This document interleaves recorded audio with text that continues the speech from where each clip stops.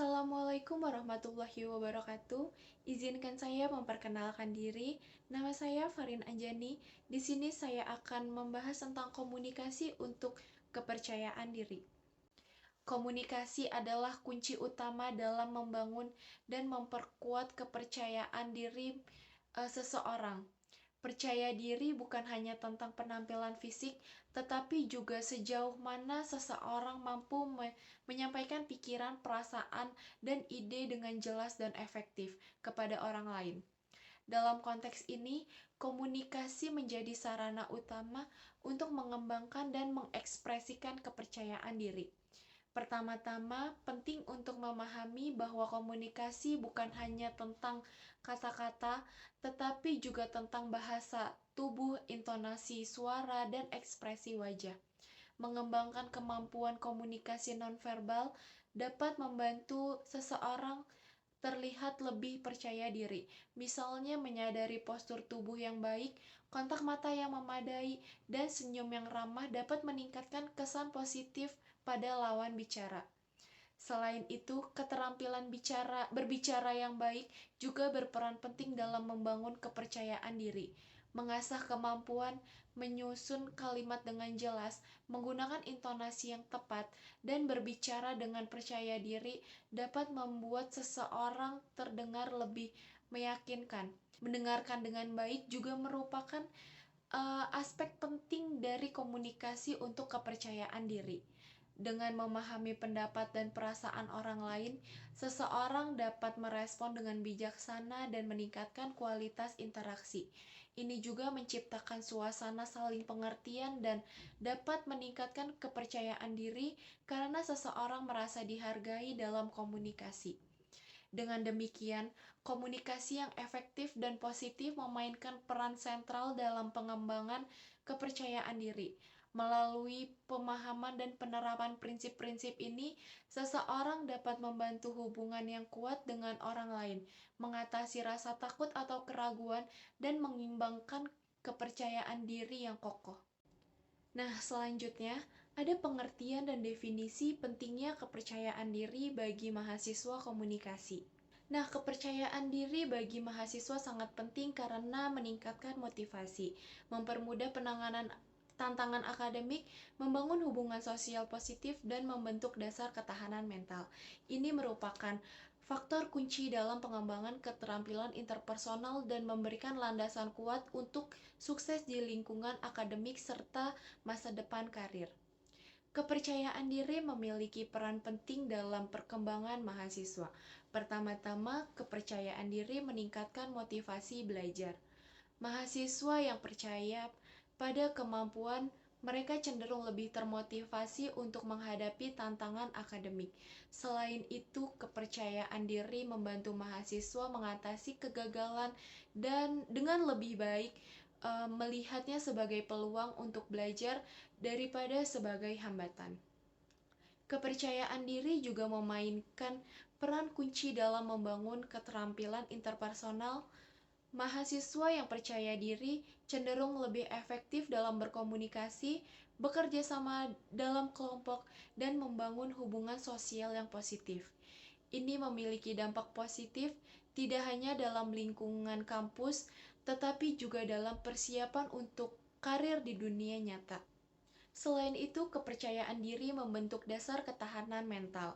Mahasiswa yang percaya diri mampu menghadapi tekanan dan stres, memungkinkan mereka untuk tetap fokus dan produktif.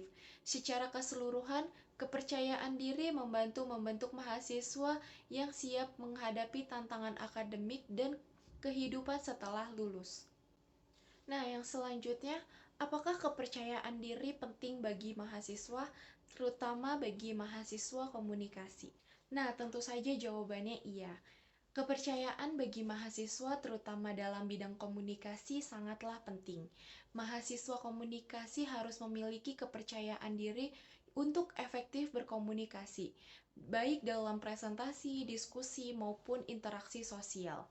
Kepercayaan diri membantu mereka menyampaikan ide secara jelas dan meyakinkan membangun relasi yang kuat dengan rekan studi dan mentor, serta menghadapi tuntutan profesional di masa depan. Dalam dunia komunikasi, kepercayaan diri adalah fondasi kesuksesan yang mempengaruhi bagaimana pesan yang disampaikan dan diterima oleh orang lain, menjadi keterampilan kunci dalam mencapai tujuan komunikatif. Yang selanjutnya yaitu pentingnya penggunaan bahasa yang positif bagi diri sendiri. Penggunaan bahasa yang positif bagi diri sendiri memiliki dampak besar pada kesejahteraan mental dan keberhasilan pribadi. Teknik-teknik untuk menerapkan bahasa yang positif melibatkan yang pertama, self-affirmation. Mengungkapkan penggunaan positif tentang diri sendiri secara teratur. Ini membantu membangun keyakinan dan meningkatkan mood. Contohnya dengan mengatakan, saya memiliki kemampuan untuk mengatasi tantangan. Yang kedua, positive self-talk. Berbicara pada diri sendiri dengan kata-kata positif, menggantikan pemikiran negatif dengan pemikiran yang membangun. Misalnya, mengubah, saya tidak akan melakukannya, menjadi, saya akan mencoba yang terbaik. Yang ketiga, visualisasi positif. Membayangkan hasil sukses atau pencapaian tujuan membantu menciptakan mindset positif dan meningkatkan motivasi. Yang keempat, menghindari kata-kata negatif. Mengurangi penggunaan kata-kata yang merendahkan diri sendiri untuk meragukan kemampuan pribadi, menggantinya dengan ungkapan yang lebih positif. Yang kelima, pencapaian kecil dihargai. Memberikan penghargaan pada diri sendiri atas capaian kecil membantu membangun rasa pencapaian dan meningkatkan motivasi. Nah, penerapan teknik-teknik ini membantu menciptakan lingkungan mental yang positif, meningkatkan rasa percaya diri, dan membantu individu menghadapi tantangan dengan sikap yang optimis. Oke, yang selanjutnya, apakah orang-orang komunikasi adalah orang-orang yang ekstrovert? Karena di sini saya masih menemukan beberapa orang yang berpikir adalah mahasiswa komunikasi itu adalah orang-orang yang ekstrovert. Nah, jawabannya tidak, karena orang dalam bidang komunikasi tidak hanya terbatas pada individu ekstrovert. Meskipun stereotip mungkin mencirikan orang komunikasi sebagai ekstrovert yang ekspresif dan ramah, sebenarnya keberagaman dalam tipe kepribadian sangat umum di dalam bidang ini. Individu introvert juga dapat menjadi ahli komunikasi yang sangat efektif. Mereka cenderung lebih suka lingkungan yang tenang, tetapi memiliki kemampuan dalam pemikiran dan refleksi yang dapat membantu dalam merencanakan strategi komunikasi yang matang. Meskipun mungkin memerlukan waktu lebih banyak untuk membangun hubungan sosial, introvert dapat menjadi pendengar yang baik dan memiliki kepekaan terhadap detail. Sebaliknya, ekstrovert mungkin lebih terbuka dalam berkomunikasi dan membangun hubungan secara cepat. Tetapi kualitas komunikasi tidak hanya tergantung pada kepribadian ekstrovert atau introvert.